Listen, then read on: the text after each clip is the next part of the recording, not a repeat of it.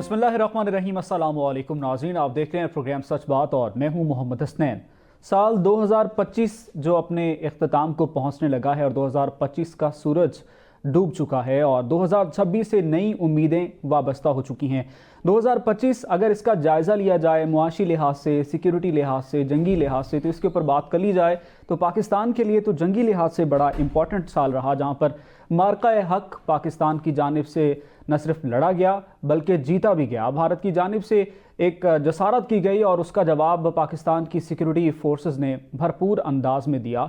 वहीं पर मुआशी लिहाज से भी चैलेंजेस का पाकिस्तान को सामना रहा, जहां पर दहशतगर्दी जो कि इस साल के इख्तिताम में बढ़ती हुई दिखाई दी है। ना सिर्फ इस खित्ते में, पाकिस्तान में अफ़गानिस्तान का क्या किरदार रहा और अफ़गानिस्तान में मुआशी क्या चैलेंजेस मौजूद हैं, आज के इस प्रोग्राम में हम वो भी डिस्कस करेंगे। लेकिन वहीं पर तुर्की और इजराइल की जानिब से जो दहशतगर्दी सामने आई फ़लस्तीन के ऊपर, वो भी काबिल ज़िक्र है। आज की ही अपडेट सामने आई जहाँ पर तुर्की ने नए साल पर होने वाली दहशतगर्दी का बड़ा मंसूबा नाकाम बनाया है और दाइश के 357 मुश्तबा अरकान को गिरफ्तार किया है। अगर हम पाकिस्तान और भारत की बात कर लें तो भारत की जानिब से जंगी मशक़ें तो जारी हैं, लेकिन आज एक इंतहाई अहम पेशरफ्त सामने आई, एक तस्वीर हमारे सामने आई जो कि बांग्लादेश से सामने आई, क्योंकि हमने देखा है कि बांग्लादेश की साबिक वज़ीर आज़म खालिदा ज़िया साहिबा के जनाजे में शिरकत के लिए मुख्तलिफ़ ममालिक से डेलीगेशंस वहाँ पर मौजूद हैं। पाकिस्तान की जानिब से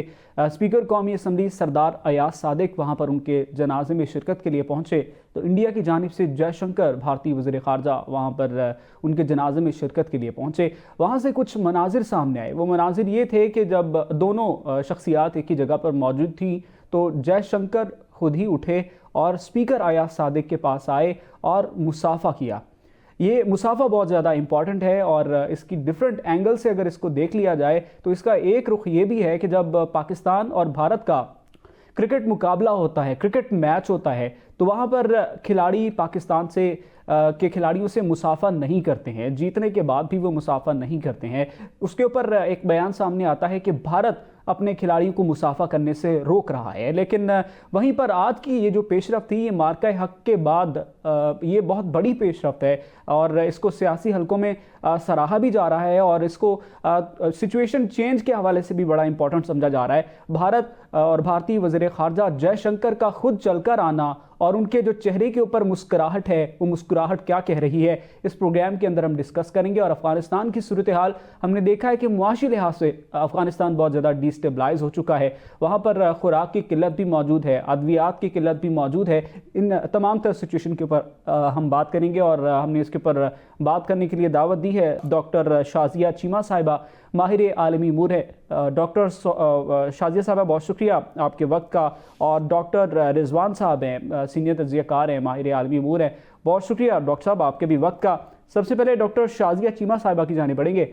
डॉक्टर साहिबा, 2025 जो कि इख्तिताम पजीर होने को है, 2026 आ रहा है। 2025 की अगर बात कर ली जाए सिक्योरिटी लिहाज से, दिफाई लिहाज से, जंगी लिहाज से इंतहाई इंपॉर्टेंट रहा और आज एक पेशरफ्त भी सामने आई जहाँ पर हमने एक मुसाफा देखा है। वो भारतीय वज़ीर ख़ारजा जयशंकर और स्पीकर कौमी असम्बली अयाज सादिक के दरमियान था। एक खुशगवार मूड में ये मुलाकात हुई है, मुसाफा हुआ है। सिचुएशन को किस तरह से आप एनालाइज करती हैं?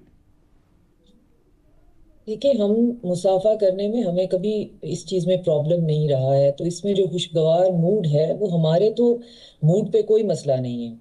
हमारे साथ तो छेड़छाड़ की गई, हमने उसका जवाब दे दिया। उसके बाद जो उसका ब्रंट है वो जिस मुल्क ने फेस किया, आज उसने सोचा कि मुसाफा भी कर लेते हैं। वरना आपको याद होगा कि जब ये जयशंकर ने आना था पाकिस्तान, मेरा ख्याल है SCO की समिट था, तो इन्होंने, इनका मीडिया सारे का सारा जो है, ये अर्ली 2025 की बात है या मिड की, तो ये पूरे का पूरा मीडिया जो है वो यही कह रहा था कि अब पता नहीं क्या बनेगा, जयशंकर वहां जाके ये 2-3 दिन कैसे गुजारेंगे, बस क्या करें एक डिप्लोमेटिक। तो हम, और ये बड़े लिए दिए, इन्होंने सहाफ़ियों से बात की, उनके साथ भी बहुत रूड रहे। ये हमेशा से जर्नलिस्ट के साथ रूड रहते हैं।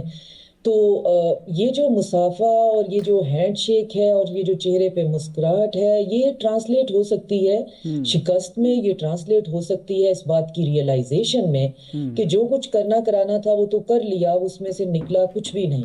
अगर हम भी इनकी तरह होते, जो कि इनका हमेशा से एक वतीरा रहा है, तो आज फिर अयाज सादिक भी आगे से एटीट्यूड दिखा सकते थे कि ठीक है, जैसे आपने जिक्र किया कि अगर हमारे प्लेयर्स जो हैं वो मुसाफा नहीं कर सकते तो फिर हमें यहाँ करने की क्या जरूरत है, फ्यूनरल पे आए हैं, जो काम करने आए हैं करके चले जाते हैं। मगर चूंकि हमारी ये डिप्लोमेटिक नॉर्म्स में नहीं है, हम इस तरह करते नहीं है, तो उन्होंने भी आगे से फिर हाथ बढ़ा दिया। लेकिन हाथ बढ़ाने में पहल जो है वो जयशंकर की थी, और वो इससे बड़ी शिकस्त और इससे बड़ी ह्यूमिलिएशन क्या हो सकती है? या तो ये हो ना कि ये कहें कि नहीं जी, हम जो प्लेजेंट्रीज हैं हम उनसे पीछे कभी नहीं हटे, तो ये रूटीन की एक इवेंट था। नहीं, ये बहुत शोर मचाते हैं, हाथ ना मिलाने पे, मुस्कुराने पे ना मुस्कुराने पे, साथ खड़ा ना होने पे। इन्होंने बहुत अरसा ये एक चीज बनाए रखी है कि वेस्ट का कोई ट्रिप जो है वो पाकिस्तान के साथ और इंडिया के साथ हाइफिनेट ना करे। आप हमारे पास आए तो पाकिस्तान मत जाएं, और पाकिस्तान को ये जो है वो एफ पैक और अफगानिस्तान और पाकिस्तान को जो है वो इकट्ठा रख के और खुद को जो है वो अलग करने की, तो इन्होंने बहुत, इनकी घटिया हरकतों की अगर लिस्ट बनाई जाए तो बहुत लंबी है। मगर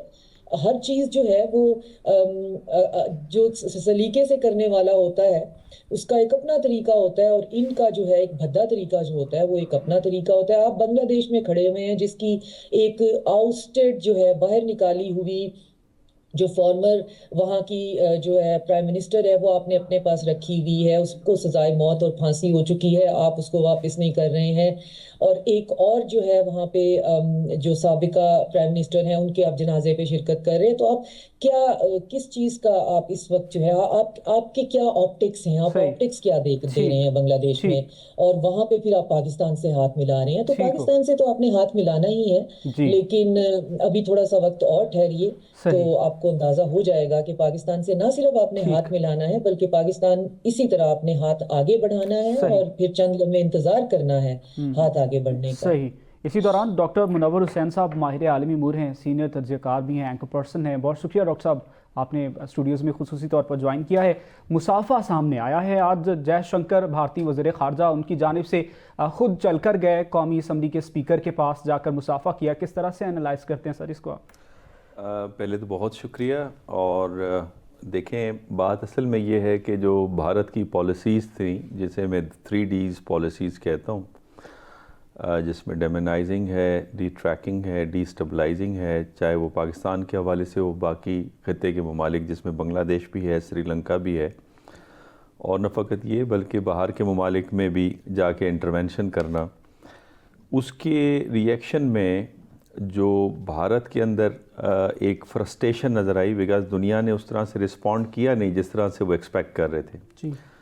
तो 2025 का जो एंड है उसके अंदर 3R फिनोमेना नज़र आता है, जिसमें रिएक्टिव उनकी पॉलिसीज़ है। किसी वक्त में पाकिस्तान के लिए कहते थे कि पाकिस्तान की पॉलिसीज़ रिएक्टिव हैं, लेकिन अब इंडिया की पॉलिसीज़ रिएक्टिव आपको नज़र आती हैं। रिपल्सिव हैं, चाहे वो विद इन कंट्री हों या आउटसाइड ऑफ कंट्री हों। और तीसरा रिप्रेसिव हैं। लेकिन इन सारी, चाहे वो 3D पॉलिसीज़ हों या फिर 3R फिनोमेना हो उनकी एक्सटर्नल बिहेवियर के अंदर, उसके नतीजे में भारत आपको आइसोलेट होते नज़र आ रहा है जी। और याद रखें कि जो रियासतों की परसेप्शन है ना, वो बड़ा मैटर करती हैं।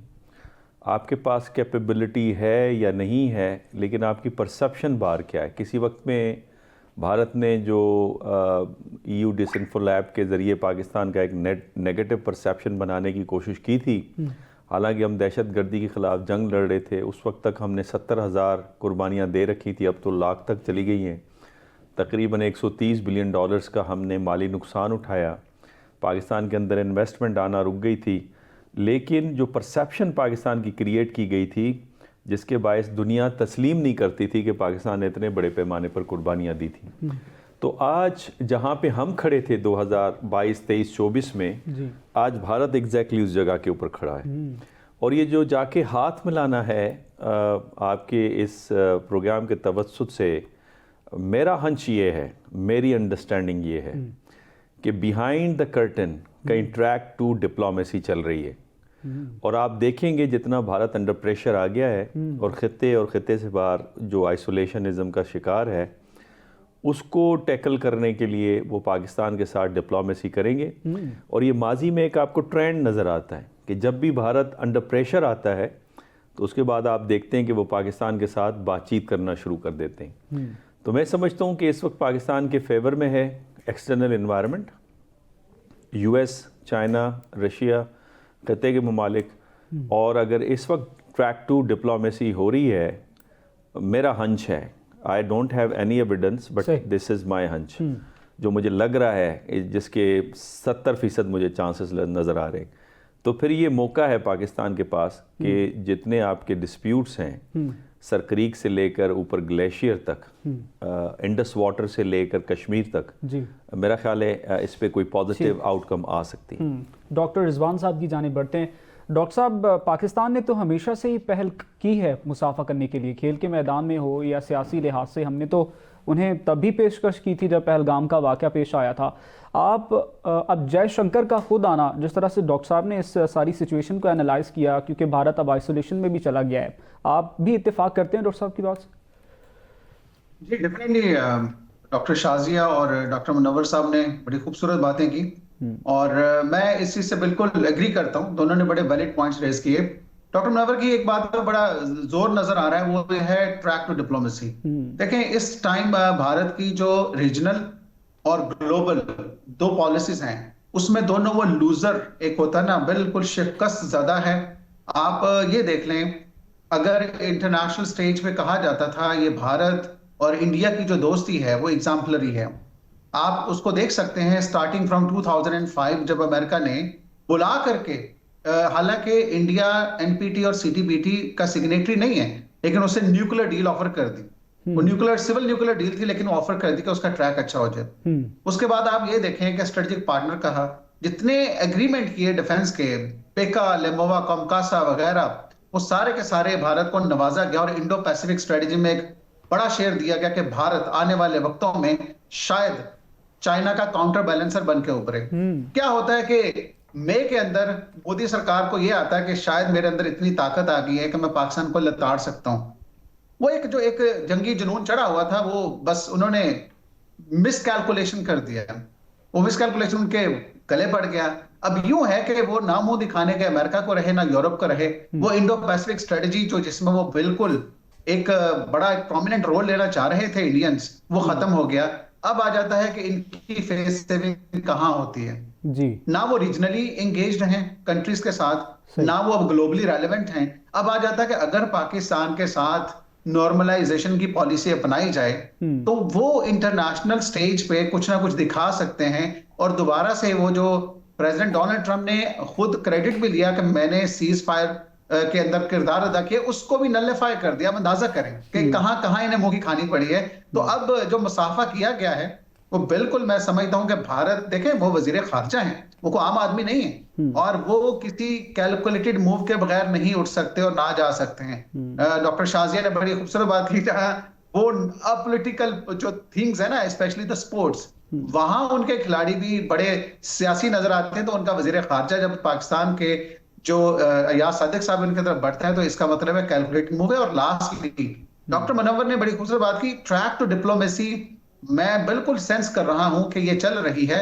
और एक चीज बड़ी वाज़ेह है, वो उन्होंने भी इशारा किया कि मैं समझता हूं कि बड़ा हाई टाइम है कि जब भारत को रेलेवेंस दोबारा चाहिए ग्लोबली, तो हमें खास तौर पे जो आउटस्टैंडिंग इश्यूज हैं, जिनमें इंडस वाटर्स का खास तौर पे चिनाब का फ्लो कम हो गया था लास्ट वीक, उस पे हमारे सेनेट के शरीर रहमान साहिबा ने भी जिक्र किया, सेनेट में जिक्र किया गया कि इसके ऊपर बातचीत की जाए। तो मैं समझता हूं कि बड़ा हाई टाइम है कि भारत को आप निगोशिएशन टेबल पे लाएं और उनके साथ बात करें कि आइंदा से वो इस तरह की कोई भी खास तौर पे वायलेशंस जो हैं, वो इंटरनेशनल लॉ की वायलेशंस या फिर इंटरनेशनल ह्यूमैनिटेरियन वायलेशन जो कश्मीर में करता है, इस तरह की ना की जाए। तो मैं समझता हूँ ये जो मुसाफा है, it is a good omen for bilateralism between India. At least क्या होगा कि होगा नॉर्मलाइजेशन होगी। सही। डॉक्टर शाजिया साहिबा, ट्रैक टू डिप्लोमेसी और उसके बाद टेबल पर बैठना है, हाउ इज दैट पॉसिबल? कैसे बैठेंगे? नॉर्मलाइजेशन की तरफ भी आना है, 2026 आने वाला है, क्या लग रहा है आपको? और आपकी बातों से जैसे मैंने असेस भी किया कि 2026 में भारत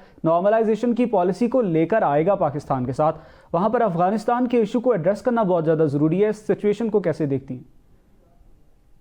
देखिए, डॉक्टर मुनव्वर साहब जो फरमा रहे हैं, ये हम इससे पहले भी एक प्रोग्राम में इन्हीं के साथ इसका जिक्र भी कर चुके हैं। और उनका एनालिसिस हमेशा जो है वो, उनकी फोरसाइटेडनेस जो है वो, हमेशा मैं उसकी बहुत कायल रही हूँ। तो इसकी एक ही सूरत निकल सकती है कि जो रीजनल पिविटल पावर्स हैं वो चाह रही हैं कि इस रीजन में कोई सेटलमेंट किसी किस्म की हो जाए। रिसेंटली अगर हम देखें तो रशिया का जो पुतिन का विजिट है, वो, और फिर जो चाइना की तरफ जो है इंडिया का झुकाव है, और रिटोरिकल जो उनका सबड्यू होना है, ये इन चीज़ों की तरफ इशारा कर रहा है कि उसने सब कुछ करके देख लिया है।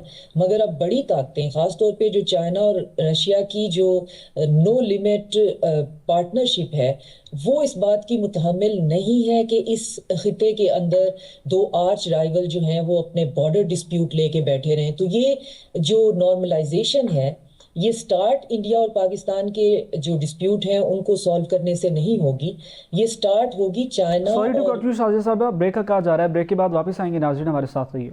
जी, जैसा कि मैं अर्ज कर रही थी कि ये नॉर्मलाइजेशन पहले इंडिया और चाइना के दरमियान होगी, और उसके बाद फिर पाकिस्तान की तरफ जो है वो आया जाएगा। और ये कोई बड़ी बात नहीं है। मैं फ्यूचर में ये देख रही हूँ कि इंडिया को अपने सर्वाइवल के लिए करना पड़ेगा। अपना बॉर्डर डिस्प्यूट जो है वो पब्लिकली मानते नहीं है, लेकिन जितना चाइना को चाहिए वो चाइना उसको एक्वायर कर चुका हुआ है। बाकी ट्रेड जो है वो उनका बहुत बड़ा डेफिसिट है, वो सर्वाइव ही नहीं कर सकते चाइनीज जो हैं गुड्स के बगैर और उनकी सप्लाई के बगैर। तो वो तो उनको पता ही है कि ये रिलेशन तो हमने कड़वा घूंट पीना ही है। लेकिन पाकिस्तान की इसमें डिप्लोमेटिक विक्ट्री ये होगी कि हम अपनी टर्म्स पे बहुत बेहतर तरीके से इन तमाम मसाइल को जो है वो हल करते जाएं। और जिसमें कि ऑफ कोर्स कश्मीर का मसला है, जिसमें जो इंडस वाटर ट्रीटी जो है, जो कि कोई डिस्प्यूट नहीं होना चाहिए, लेकिन उसको भी इन्होंने तमाशा बना दिया है, उसको भी जो है वो एड्रेस कर लिया जाए वंस फॉर एंड ऑल। तो और बाकी भी जो छोटी मोटी बातें हैं वो उनको देख लिया जाए। तो ये होना ही होना है। उसकी वजह ये है कि इस तरह का आउटलायर सर्वाइव नहीं कर सकता। या तो फिर उसका पॉइंट, जो मेरा एक और अंडरस्टैंडिंग है, कि अगर ये नॉर्मलाइजेशन की तरफ नहीं जाते तो फिर इंडिया की विद इन नेक्स्ट डेकेड जो है थोड़ी सी बाल्कनाइजेशन की भी उसकी पॉसिबिलिटी है। किसी ना किसी कोने से इसके टुकड़े जो हैं वो टूटने शुरू हो जाएंगे, ईदर फ्रॉम पंजाब साइड, और या फिर दूसरा जो है वो चिकन नेक और इनके नागालैंड और सेवन सिस्टर स्टेट्स में जो है।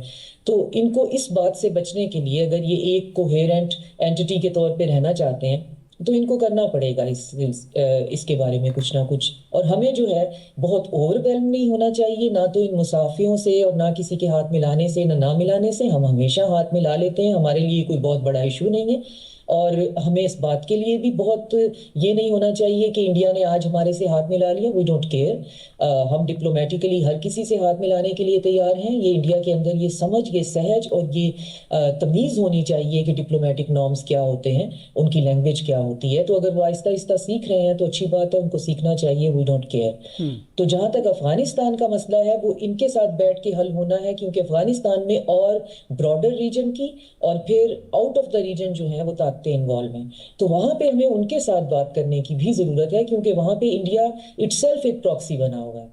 सही वो डॉक्टर सिर्फ साहब, हमारे बुगल्स में जो है सही। ये फैसिलिटेशन दे रहा है। मेरी अंडरस्टैंडिंग ये है कि उसके जो अंदर हमारे लिए प्रॉब्लम क्रिएट करने वाले प्लेयर्स हैं, उनकी लिस्ट काफी लंबी है, वो सिर्फ इंडिया नहीं है। डॉक्टर साहब ने बड़ा ब्रीफली इसको एक्सप्लेन किया।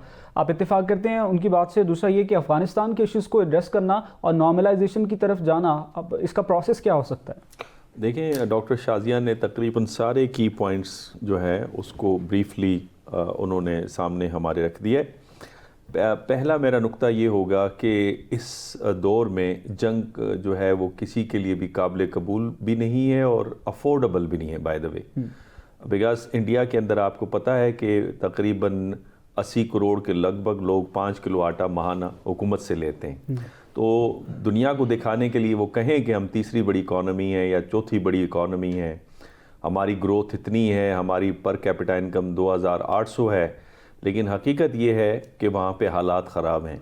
और वैसे बाय द वे इंडिया में भी जो सदर्न इंडिया है वो कमा के देता है भारत को ज़्यादातर, और उनका ख्याल ये है कि हम कमा के देते हैं और बाकी फसाद बर्पा करते हैं। दूसरी बात ये कि जो अमेरिका है, मेरा ख्याल है कि उन्होंने जो 5 कोर स्ट्रैटेजी दी है दुनिया को चलाने के लिए और रीजनल चैम्पियंस की बात की है, उसके बाद इंडिया के अंदर ये एहसास पैदा हुआ है कि जो इंडो पैसिफिक स्ट्रैटेजी थी आकस और क्वाड की सूरत में, जिसमें इंडिया ने ज़बरदस्ती अपने आप को ला के डाला था और बाइडन एडमिनिस्ट्रेशन में उन्होंने ये एक फेवरेबल नैरेटिव भी उठाया था कि वो नेट सिक्योरिटी प्रोवाइडर है, वो रिप्लेस हो गई है, वो तब्दील हो गई है।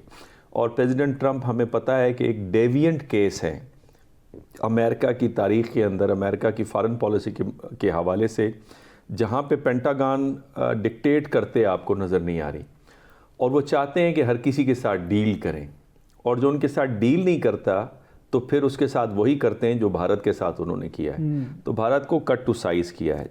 तीसरा जो नुक्ता डॉक्टर शाजिया ने उठाया अफ़गानिस्तान के हवाले से, देखें जो अफ़गानिस्तान का मसला है, पाकिस्तान इंडिया का मसला है, बांग्लादेश का मसला है, श्रीलंका का मसला है, इवन मिडल ईस्ट का मसला है, इस पे मैं देखता हूँ कि रशिया, चाइना, पाकिस्तान, तुर्की, ईरान और सऊदी अरब ये एक पेज पर आ गए और ये फर्दर आप देखेंगे ये एक पेज पर आएंगे। और इसके अलावा बाकी ममालिक का मैं नाम नहीं लूँगा, लेकिन वो कुछ और गेम खेल रहे हैं। और इंडिया के हवाले से उन्होंने, डॉक्टर शाजिया ने बड़ा अच्छा लफ्ज़ इस्तेमाल किया कि प्रॉक्सी है। इंडिया जो अपने आप को मेजर पावर कहता है, वो किसकी प्रॉक्सी है? वो एक मेजर पावर की प्रॉक्सी बन रहा है और इस रीजन के अंदर इंस्टेबिलिटी पैदा करने की कोशिश कर रहा है। और यही वजह है कि अफ़गानिस्तान वो एरिया है जो कि हर्ट कर रहा है इन सारे मेजर पावर्स के इंटरेस्ट को, इंक्लूडिंग चाइना, रशिया, फिर ईरान और उसके साथ साथ सेंट्रल एशिया और पाकिस्तान। और ये अफ़गानिस्तान वो मुद्दा बना है जिस पे ये एक पेज पर आए हैं और फर्दर जो मिडल ईस्ट के अंदर डेवलपमेंट हो रही है, चाहे वो यमन के फ्रंट पे हो रही हो, सूडान के फ्रंट पे हो रही हो और सीरिया के फ्रंट के ऊपर हो रही हो, वो इन सब ताकतों को लेकर आया एक पेज के ऊपर। आखिरी जो पॉइंट डॉक्टर साहिबा ने फरमाया, बाल्कनाइजेशन ऑफ इंडिया, मेरा अपना ज़ाती ख्याल ये है कि इसके चांसेस बहुत नुमायां हैं इस वक्त भारत के अंदर, और भारत के अपने जो स्ट्रेटजिक राइटर्स हैं वो इसके बारे में लिख भी रहे हैं।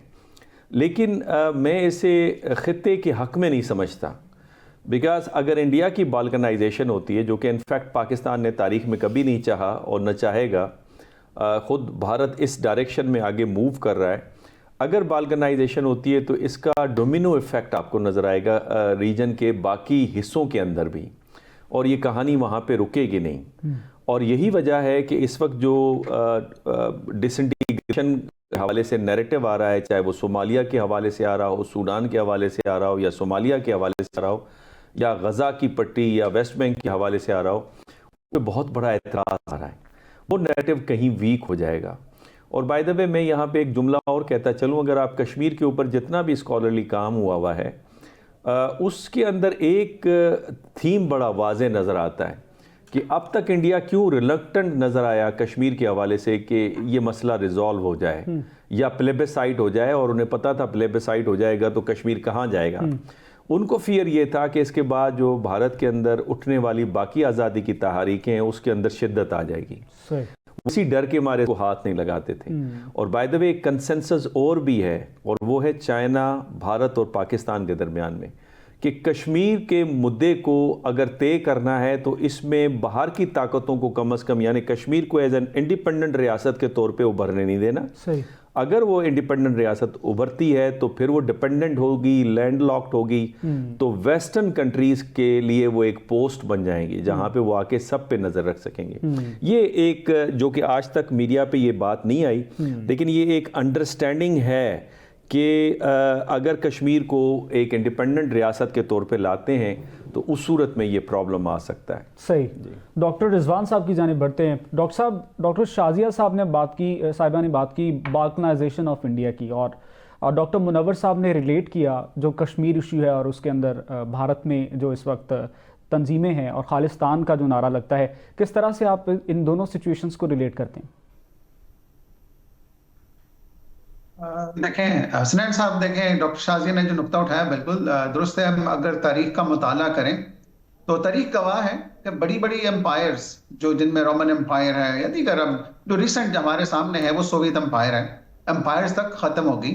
वो एम्पायर्स खत्म कैसे हुई? उनकी जो पॉलिसीज थी, उनके अंदर जो लीडर्स बैठे हुए थे वो उनके करतूतों से नाकाम हुए, उनके अपने लोग उनके खिलाफ खड़े हुए और उन्हें एक ऐसा माहौल मैसर आया जिन्होंने कहा कि हम इनके साथ नहीं चल सकते। तो आपके सामने है अभी अगर सब कॉन्टिनेंट की तारीख का मुताला किया जाए तो हमारे सामने एक चीज आती है कि सब कॉन्टिनेंट पहले कभी यूनाइटेड रहा भी नहीं है। स्मॉल किंगडम्स हुआ करती थी, डिफरेंट राजा महाराजा हुआ करते थे। फिर जब मुगल्स आए हैं, मुगल्स ने काफी यूनाइटेड किया इसको।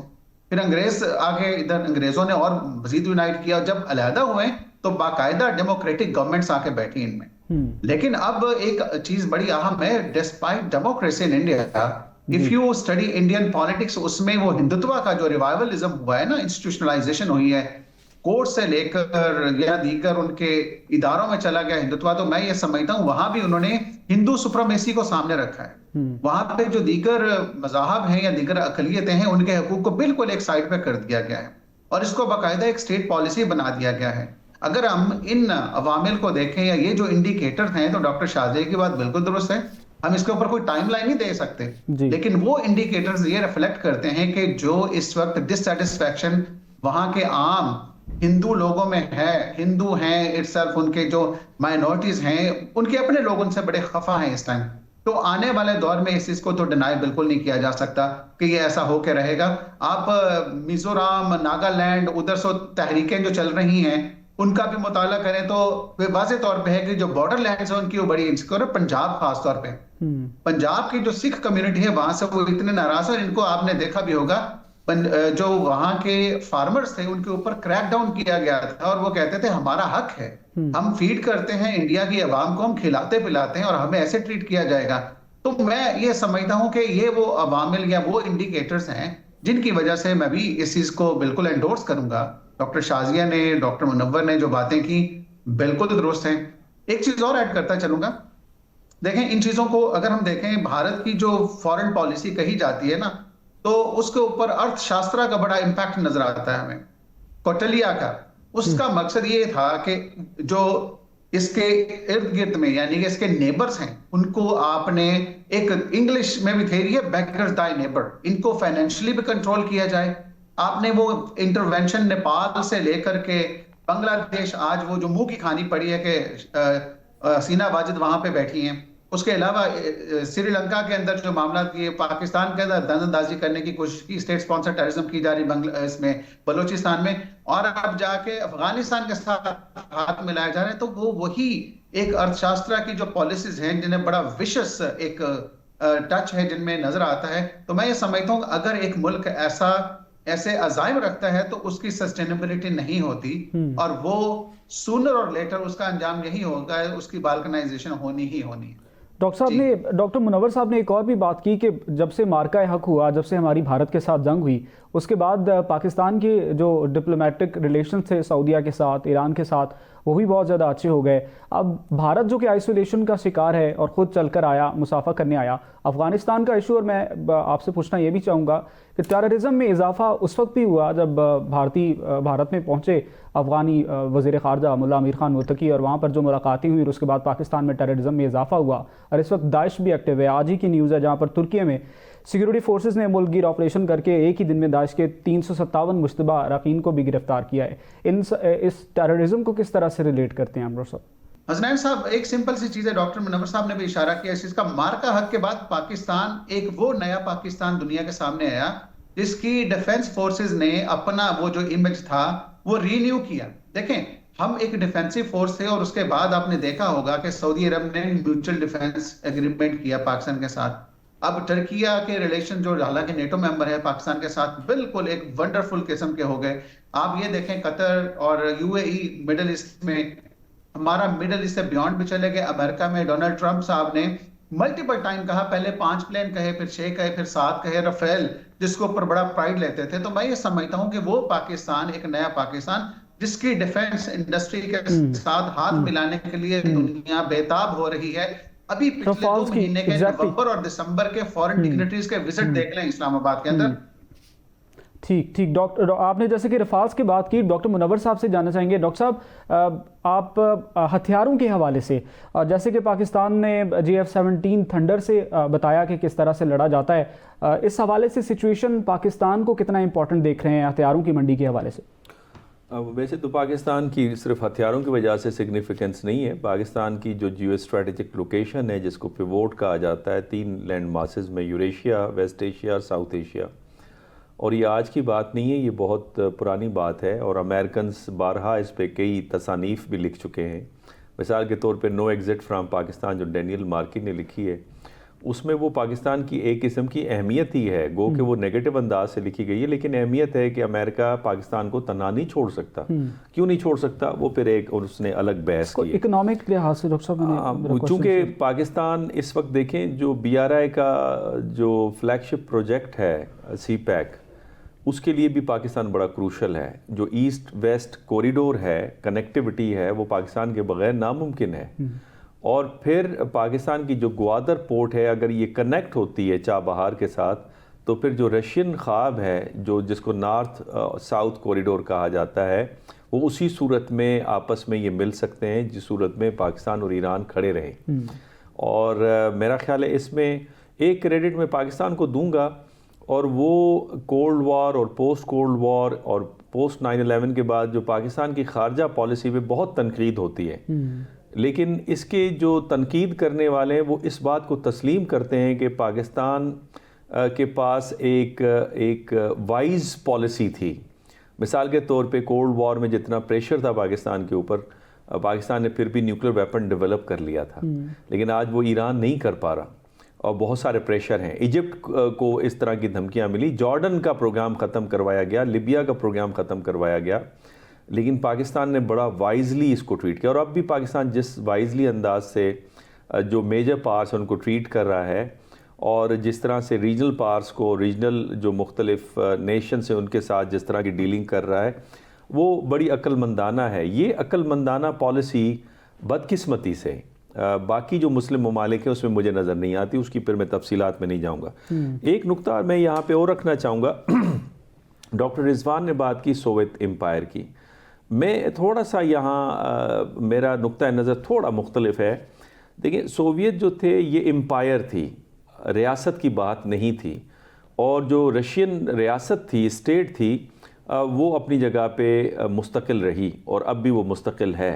बल्कि अगर मैं यूं कहूं कि रशिया, चाइना, ईरान और तुर्की ये हकीकी रियासतें हैं और पुरानी रियासतें हैं। बाकी जितनी भी रियासतें आपको नज़र आती हैं ये क्राफ्टेड हैं, और ये मगरिब का बयानिया है कि अगर ये रियासतें हमारे मफादात के मुखालिफ जाएंगी तो हम रीड्रा करेंगे मैप, और उनके बिहाफ पे जो कुछ कर रहा है इजराइल, वो उन्हीं के बिहाफ पे कर रहा है। तो ये जो रियासतों की नक्शों की तब्दीली की बात नज़र आ रही है, ये वहाँ से बयानिया आ रहा है। इस बयानी को न चाइना सपोर्ट करता है, न रशिया सपोर्ट करता है, न ग्लोबल साउथ सपोर्ट करता है। दूसरी मैं बात ये कहूँगा कि जो सब कॉन्टिनेंट की जो डिवीजन थी, it was a process of डीकॉलोनाइजेशन।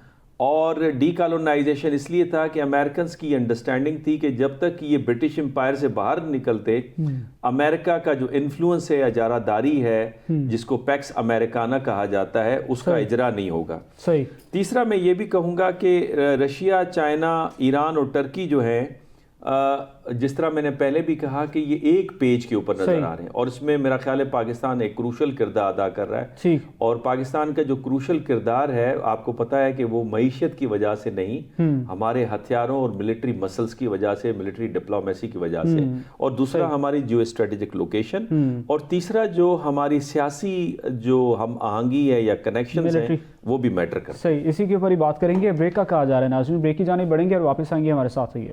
Welcome back नाज़रीन। डॉक्टर शाजिया साहिबा की जाने बढ़ेंगे। डॉक्टर साहिबा, मार्केट ऑफ वेपन और उसकी सिग्निफिकेंस हम अमेरिका और रशिया से भी देखते हैं। रीसेंट इश्यूज़ और मार्का हक के बाद से पाकिस्तान की जो वेपन मार्केट है, आप इसको इकोनॉमिकली किस तरह से बिल्ट होता हुआ देख रही हैं? देखिए, बहुत सी चीजें हैं जो मंजरे आम पे अभी आई हैं। मार्का हक के बाद कोई इतना टाइम नहीं गुजरा कि हमने होलसेल मार्केट जो है वो अपनी वेपनरी की स्टार्ट कर दी है। हमारा ये लेन देन जो है वो बड़े सस्टेन तरीके से चलता आ रहा है। और पूरी दुनिया में ही है, ईस्टर्न यूरोप से लेकर बाकी भी जहाँ से हमें जो पुर्जे चाहिए होते हैं हम मंगवाते भी हैं, हम बेचते भी हैं, हम खरीदते भी हैं। मार्का हक ने ज़्यादातर जो चीज़ को मार्केट किया है वो चाइनीज़ वेपनरी को किया है और उसकी मार्केट को बढ़ाया है, क्योंकि उसका जो एक एक्सपेरिमेंट हुआ और रियल लाइफ सिनेरियो में हुआ तो उसकी वजह से वो चाइना के फेवर में बहुत ज़्यादा जाती है। तो उसमें हमारी एक्सपर्टीज पे बात ज़रूर हो रही है, हमारी प्लानिंग पे, हमारी स्ट्रेटेजिक जो उस पे है वो ज़रूर अगर कोई कमोडिफाई कराना चाहता है तो हम ऑलरेडी जो है गल्फ में जाके एयरफोर्स की ट्रेनिंग भी देते हैं। हमारे पायलट्स जो हैं वो बहुत ज़्यादा इस मामले में काफ़ी, कोई आज या उस कल की बात नहीं है। तो मार्का हक ने ना सिर्फ ये कि हमें ये साबित करा दिया, हमारी फौज हमेशा से एक बैटल हार्डन फौज के तौर पे मानी जाती रही है, लेकिन ये एक ऐसी जंग थी जो कि आपको इवन 5th जनरेशन वॉरफेयर से भी कोई आगे का आपको इसमें कोई कॉम्बिनेशन नजर आता है। और अभी तक ये दुनिया में कहीं एक्सपेरिमेंट नहीं की गई थी कि आपने इन नए वेपन्स को, जिनको कि कभी जो है वो सिमुलेशन के बगैर इस्तेमाल नहीं किया गया, रियल लाइफ फिनोमेना में इस्तेमाल करना है और फिर कैसे करना है, और सिंक्रोनाइजेशन और सिनर्जी क्या होनी है, और बैटल थिएटर जो है वो नए वक्त का, नए टाइम का क्या होगा। और तो उस चीज से हमारा जो है हैरान सारी दुनिया है कि ये कैसे इन्होंने इसको जो है ना एग्जिबिट किया है। बाकी हमारे पास जो हथियार हैं वो हमारे मार्का हक से पहले भी हम खरीदो फरोख्त उनकी करते हैं, बेचते हैं। हम एक न्यूक्लियर पावर है और एक न्यूक्लियर प्लांट जो है वो पुर्जों और औजारों की खरीदो फरोख्त के बगैर मुमकिन नहीं होता।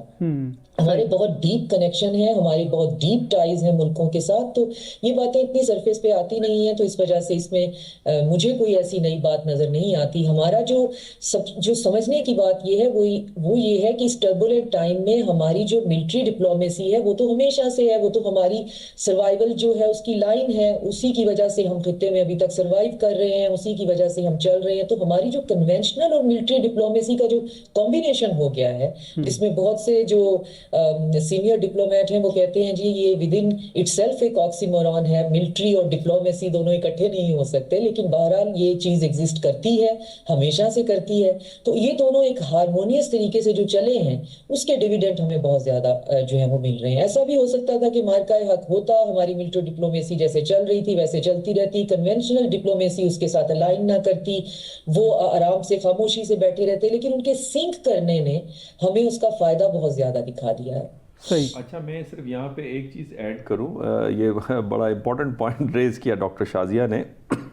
मिलिट्री डिप्लोमेसी नहीं हो सकती, जो कि कुछ डिप्लोमेट्स को, इनफैक्ट इसका मतलब ये नहीं कि हमारे सफारतकार नहीं कर रहे, बड़े मंजे हुए सफारतकार हैं, उन्होंने बड़ा काम किया है। लेकिन जिस तरह शटल डिप्लोमेसी हो सकती है, पब्लिक डिप्लोमेसी हो सकती है, तो मिलिट्री डिप्लोमेसी भी हो सकती है, बिकॉज जो मिलिट्री इंस्ट्रूमेंट है वो इस्तेमाल होते हैं सफारतकारी के ऑप्शन के तौर के ऊपर।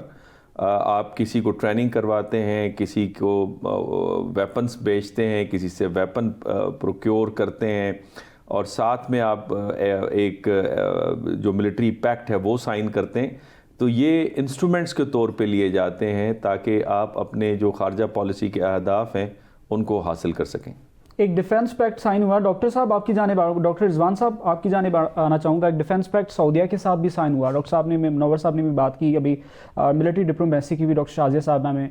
आप इसको किस तरह से रिलेट करते हैं डिफेंस पैक्ट वहाँ पर भी, और इजराइल की जानिब से भी एक अटैम्प्ट सामने आई, सोमाली लैंड को तस्लीम किया, उसके पीछे क्या मकासद हैं, इस जानिब भी आइएगा। देखें, सबसे पहली बात यह है कि जो इसराइल के इकदामात है पूरे मिडिल ईस्ट में, ईरान के साथ बिला वजह जंग छेड़ दी, और वो भी एक मिसकैलकुलेशन थी इसराइल की, उसे मूंगी खानी पड़ी, और जंग फिर जब रुकी तो बड़े खुश हुए कि शुक्र है हमारे ऊपर से बला टल गई। जो नुकसान हुआ वो एक्सपेक्ट भी नहीं कर रहे थे कि ईरान की रॉकेट फोर्स उनका जो एक चेहरा है वो मस्क करके रख देगी पूरी दुनिया में। उसके बाद आप ये देखें कि एक बहुत इंपॉर्टेंट मुल्क है यूएई। यूएई में अमेरिका की फोर्सेस भी बैठी हुई हैं, और उसके अलावा वहां पे एक दुनिया में ऐसे ममालिक होते हैं जो अपना रोल प्ले करते हैं अमन के अंदर, जिसमें जैसे स्विट्जरलैंड हुआ करता था किसी दौर में कि न्यूट्रल ममालिक हैं, वहां पे दो पार्टीज जिनका कॉन्फ्लिक्ट चलता है वहां पे बैठ के बात करते हैं। अब अमेरिका ने जब एग्जिट करना था यहां से, तो तमाम के तमाम मुज़ाकरात कतर में होते रहे, दोहा में, और उसके अलावा अब पैराडल में यूएई ने भी स्पेस प्रोवाइड की, खास तौर पे जब वहां पे फलस्तीन की क़यादत बैठी थी पॉलिटिकल, उसके ऊपर अटैक किया गया, जो कि मैं फिर वंस अगेन कहूंगा blatant violation of international law. उसके ऊपर क्या होता है कि अब दुनिया की आंखें खुलती हैं कि अमेरिका की गारंटी कोई गारंटी नहीं है। आज अमेरिका ने कहा है कि वो चाहे यूएई है, चाहे कतर है, चाहे सऊदीया है, वो अमेरिका के इत्तेहादी हैं, लेकिन उन्हें गारंटी चाहिए ऐसे मुल्क से जो उनके साथ खड़ा हो सके। तो लिहाजा अब आप देखेंगे कि सऊदी अरब के सामने सबसे बेस्ट ऑप्शन पाकिस्तान की, और वो पाकिस्तान के साथ जो म्यूचुअल डिफेंस एग्रीमेंट किया गया उसमें वाज़े तौर पे बता दिया गया कि अगर ये एक बड़ी, जैसे नेटो में है clause 6, an attack against one member is considered an attack against all. Similarly, an attack against Saudi Arabia will be considered an attack against Pakistan. वो क्लॉज जो है, जो इस पैक्ट की बिल्कुल एक पिलर है, वो बड़ी इंपॉर्टेंट चीज है। अब आती है बात इजराइल की। अब इजराइल का यहाँ पे उन्हें डेलिब्रेट करना पड़ा कि अगर ऐसा कुछ होता है, देखिए पाकिस्तान की बहुत लंबी कमिटमेंट है, फिर मैं कहता हूँ इसका स्ट्रेटेजिक इम्पैक्ट बहुत बड़ा होगा। अगर सऊदी अरब ने इम्पैक्ट कर लिया तो मैं समझता हूँ खित्ते के बाकी ममालिक भी इस चीज में थे कि पाकिस्तान की मिलिट्री डिप्लोमेसी इंतहाई इफेक्टिव। अब आ जाते हैं इसराइल ने अब सोमालीलैंड को जैसे तस्लीम किया है। इसराइल एक ऐसा मुल्क है जो, तो पहली बात है लेजिटिमेट है ही नहीं, उसका सिरे से जो उस पे बाल्फोर डिक्लेरेशन से लेकर आज तक जो वहां पे बड़ी ताकतों ने, दोनों स्कॉलर बैठे हैं मेरे सामने, तारीख का मुताला किया जाए तो they needed a policeman in the middle east.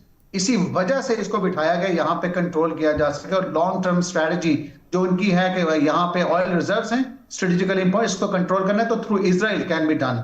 अब बात आती है कि उसकी जो रिकग्निशन है टुवर्ड्स अदर कंट्रीज, जैसे आपने अभी जिक्र किया सोमालीलैंड की, तो मैं समझता हूँ दुनिया ने अगर उसे तस्लीम नहीं किया या दूसरे ममालिक में यूनाइटेड नेशंस ने तस्लीम नहीं किया, इसराइल अब सर्च कर रहा है कुछ ऐसे ममालिक जो उसको कहें कि वाकई इसराइल एक ऐसा मुल्क है जिसने हमें तस्लीम कर लिया, हम इत्तेहादी बनते हैं इसराइल के साथ।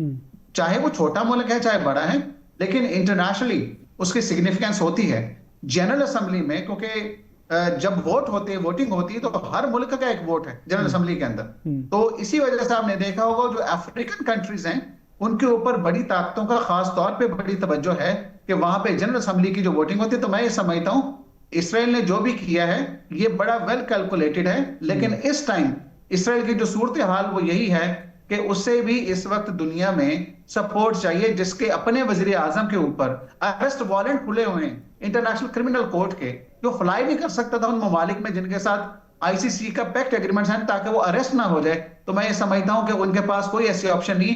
इस तरह की जो एक छोटी छोटी जो जेस्चर्स होते हैं, मैं इन्हें इतना सिग्निफिकेंट नहीं समझता इंटरनेशनल पॉलिटिक्स में। सही। डॉक्टर मुनव्वर साहब की जानिब बढ़ेंगे। डॉक्टर साहब, इजराइल की अटेम्प्ट्स एक तरफ, अमेरिका को एज अ करैक्टर इस सब चीज़ में देख लिया जाए, वहाँ पर अमेरिका और भारत के दरमियान जो तातुल आया है, इसकी वजह आप क्या समझते हैं? चूँकि अमेरिका के भारत के साथ पहले भी ताल्लुकात बड़े अच्छे रहे हैं, डोनाल्ड ट्रंप के दौरे भी हमने देखे, और अब पाकिस्तान के साथ भी बड़ा अच्छा ताल्लुक है अमेरिका को। इस सिचुएशन को किस तरह से असेस करेंगे आप?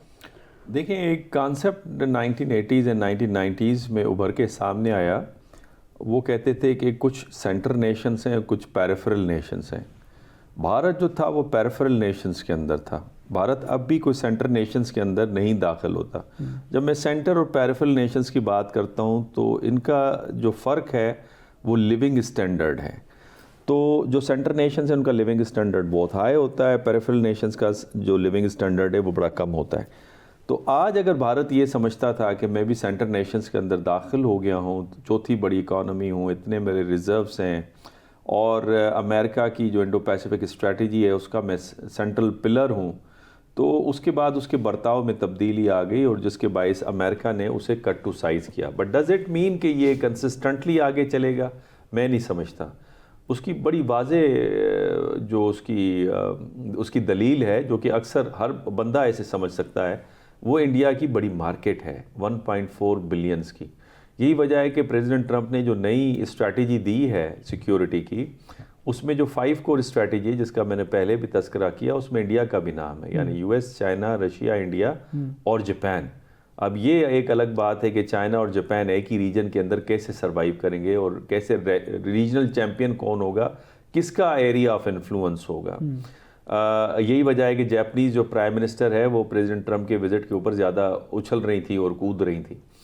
दूसरी बात ये मैं कहना चाहूँगा कि सोमालीलैंड का जिस तरह डॉक्टर रिजवान ने बड़ा अच्छा उसका अहाता किया कि इज़राइल ने इसलिए रिकग्नाइज़ किया कि वहाँ पे जनरल असेंबली के अंदर उसका वोट बड़ा वैल्यूएबल होगा, अगर छोटा मुल्क है बड़ा मुल्क है, लेकिन कम अज़ कम डिप्लोमेटिकली वो दिखाना चाहते हैं कि हमारे हवाले से भी सपोर्ट है। लेकिन इसके अलावा भी जो पुराना ख्वाब था जो कि गज़ा के हवाले से जब जंग का आगाज़ हुआ अक्टूबर 7 के बाद, तो शुरू दिन से उनका एक ही जो डिमांड थी कि इन गज़ा के लोगों को हम शिफ्ट करेंगे, सारे बाकी मुस्लिम ममालिक ले लें। तो सोमालीलैंड को रिकग्नाइज़ करने का एक पर्पज़ ये भी था कि गज़ा के लोगों को वहाँ पे सेटल डाउन किया जाए। इसके साथ साथ इज़राइल अब ये बावर कराना चाह रहा है कि उसके अंदर ये अहलियत है कि वो मिडल ईस्ट को रीड्रा कर सकता है, बल्कि मीना रीजन को रीड्रा कर सकता है। और इसका अंदाज़ा आप इससे लगाइए कि उनके जो सिक्योरिटी काउंसिल के हेड हैं वो कहते हैं कि आधी रात को अगर हम जॉर्डेनियन किंग को ऑर्डर्स दें तो वो उस ऑर्डर को ओबे करेगा, और वो वक्त करीब है जब सीरिया में भी यही होगा और नेक्स्ट बारी फिर इराक़ की आएगी। और यही वजह है कि इराक़ जो है हशद शैबी को डिसआर्म करने के हक़ में नहीं है, बल्कि उसे पैरा मिलिट्री फोर्स का उन्होंने स्टेटस दे दिया है। यही वजह है कि अमेरिका के साथ मिलकर प्रेशर डाला जा रहा है लेबनीज़ गवर्नमेंट में कि हिज़्बुल्लाह को डिसआर्म करें, और गज़ा में हमास को डिसआर्म करने के लिए जो प्रेसिडेंट ट्रंप बारहा क्लेम करते हैं कि इतने ममालिक हैं और उनको जाके वो डिसआर्म करेंगे। मेरा ख्याल है कि यहाँ पे फ़लस्तीन के गज़ा के नुमाइंदे जलाल अल-फराह ने बड़े वाज़ेह अल्फाज में ये बात कही थी कि अगर हमास इसे तस्लीम कर भी ले, जो कि उसने कहा है कि कंडीशनली हम इसे तस्लीम करते हैं, अगर इज़राइल मुकम्मल तौर पे इनखला करता है गज़ा से, तो गज़ा के अवाम इसको तस्लीम नहीं करेंगे। बिकॉज़ माजी में जो ओस्लो अकार्ड था उसकी पाबंदी नहीं की गई, तो आगे किस अकार्ड की पाबंदी की जाएगी। और मेरा लास्ट पॉइंट ये है कि मुझे लग रहा है कि मिडल ईस्ट के अंदर और मीना रीजन के अंदर बहुत बड़ी तब्दीली रूनुमा होगी। और वैसे भी जो इस रीजन के अंदर, यानी अगर आप नॉर्थ अफ्रीका और मिडल ईस्ट को लें, तो अब इसमें की प्लेयर जो मुझे नज़र आ रहे हैं, की लीडिंग जो प्लेयर्स हैं, उसमें पाकिस्तान है, तुर्की है, सऊदी अरब है और ईरान है। सही। और यही डिसाइड करेंगे कि इसका फेट क्या होगा। सही। डॉक्टर शाज़िया साहब और डॉक्टर मुनव्वर साहब ने जैसे कि बात की, मिडल ईस्ट में मशरिक़ वस्ता में क्या तब्दीलियाँ आप रूनुमा होती हुई देख रही हैं। 2026 भी आने वाला है, आज आखिरी दिन है 2025 का। जंगें रुकवाने के हवाले से डोनाल्ड ट्रंप ने बड़ी तकरीरें की और उन्होंने कहा कि मैंने 8 जंगें भी रुकवाई। अमेरिका के करैक्टर के ऊपर ज़रा रोशनी डालिएगा। बिल्कुल, डॉक्टर साहब ने बड़े डिटेल में बता दिया। मैं उन्हीं की बात को जो है वो आगे एक्सपेंड करना चाहूंगी कि इसमें हम एक पॉइंट जो है वो मिस कर गए हैं आज की डिस्कशन में, कि जहाँ पे सोमालीलैंड को जो है वो तस्लीम करने की बात है, वहाँ पे साउथ यमन जो है उसको भी एक ऑटोनोमस रीजन बनाने की बात हो रही है। और पीछे ताकतें वही हैं जो आपका सवाल था कि डोनाल्ड ट्रंप की जंगे हुक्माना और उनकी पॉलिसी, तो ताकतें जो हैं वही हैं, रास्ते और चैनल डिफरेंट हो जाते हैं। अगर साउथ यमन के अंदर जो वो साले ग्रुप जो है, जो एग्जाइल में भी हुकूमत बनाते रहे, कतर या कुवैत में कहीं हैं, फिर कुछ रिप्रेजेंटेटिव उनके वहाँ भी हैं, और हुतीस के साथ वो गल्फ स्टेट के फंडिंग से और वहाँ पे लड़ते रहे हैं, और अब ये चाह रहे हैं कि वही गल्फ स्टेट्स वहाँ से बाहर निकल जाएं। तो उनको शायद यमन के 2 टुकड़े करने का आइडिया पसंद नहीं आया, भले उन्हें होती कितने ही अंसारुल्लाह से जो है मखासमत हो या नफरत हो। तो अगर यमन को साउथ यमन को ऑटोनमस किया जाता है और सोमालीलैंड उधर से बना दिया जाता है, तो फिर आप स्ट्रेटेजिक मोनोपोली देखें किस चीज पे कायम हो रही है, वो है गल्फ ऑफ अदन, बाब अल मंदेब, और उधर से जिबूती जो है वो आप उसको भी खींच के बीच में कहीं ले आए। तो ये है मंजरनामा जिसके अंदर एक्सपोजिए का हमारा ये डके है, जिसमें हमें पता चल रहा है कि कौन कौन से मुल्क जो हैं वो इस ख्वाब और इस जो है वो चीज के पीछे हैं और कौन है जो नहीं है। और वही डॉक्टर साहब जो कह रहे थे कि जो फिर उसमें ट्रायंगुलेशन हो रही है वो सऊदी अरब, पाकिस्तान और तुर्की की हो रही है, क्योंकि तुर्की जो है वो ना सिर्फ ये कि सीरिया के अंदर जो उसका इलाका है उसमें एक रेडार सिस्टम लगाकर ईरान के साथ उसकी शराकतदारी पर भी उसने इंदिया दिया है, बल्कि अनकन्फर्म्ड खबरें हैं कि तैयब अर्दोआन ईरान का दौरा भी कर रहे हैं, तो ऑफ कोर्स वो वहाँ पे आयतुल्लाह ख़ामनेई से मिलेंगे। तो जो लोग इस पूरे मंजरनामे को समझते हैं वो जानते हैं कि तुर्की का ईरान का दौरा जो है वो किस चीज़ का हामिल होगा। तो ये एक तरफ सारी चीजें हैं, और दूसरी तरफ है कि सोमालीलैंड और यमन जो है उसके अंदर अपनी ऑटोनॉमी क्रिएट की जाए, स्ट्रेटेजिक मोनोपोली बनाई जाए, और उसके अंदर भी हमारे दोस्त मुल्क भी शामिल हैं, दुश्मन मुल्क भी शामिल हैं, और इन सब का बेनिफिशियरी आपको इसराइल नजर आता है। और वही जो डॉक्टर साहब फरमा रहे हैं कि उसकी फिर वो ये बयान देना उसे सूट करता है कि मैं आधी रात को उठ के फलाने को हुक्म दूं, तो क्योंकि हमें तारीख बता रही है, हमें हमारे हालात बता रहे हैं कि वो हुक्म देता होगा और हुक्म माने भी जाते होंगे, क्योंकि हुतियों से लड़ाई जो है वो किसको फायदा देने वाली थी, और सोमालीलैंड का बनना और फिर गजा के लोगों को आधा सोमालीलैंड और आधा इधर शिफ्ट कर देना, जो है यमन की तरफ धकेल देना, वो किसको सूट करता है। तो रीजन के लोग भी शामिल हैं उसके अंदर, अपने भी शामिल हैं, पराए भी शामिल हैं, लेकिन हमारी पोजीशन, हमारी स्ट्रेटेजिक जो है वो जो ज्योग्राफियाई पोजीशन है और हमारी जो काइनेटिक स्टैंडिंग है, उसने हमें उस मुकाम पे पहुंचा दिया है कि जहां पे अब हम ना सिर्फ ये कि पावर को एग्जिबिट करते हैं, बल्कि उसे एग्जर्ट भी कर सकते हैं। तो सही, बहुत शुक्रिया। प्रोग्राम चूँकि अपने इख्तिताम की जानिब बढ़ गया नाज़रीन। डॉक्टर शाज़िया चीमा साहिबा हमारे आलिमी में उन्होंने ज्वाइन किया। डॉक्टर साहिबा बहुत शुक्रिया आपका। डॉक्टर मुनव्वर हुसैन साहब सीनियर एंकर पर्सन हैं और माहिर आलिमी उमूर भी हैं। डॉक्टर साहब आपका बहुत शुक्रिया। डॉक्टर मोहम्मद रिजवान साहब ने भी ज्वाइन किया, सीनियर तर्जकार हैं। रिजवान साहब बहुत शुक्रिया आपका। आज के प्रोग्राम से अब तक के लिए इतना ही। देखते रहिए साथ।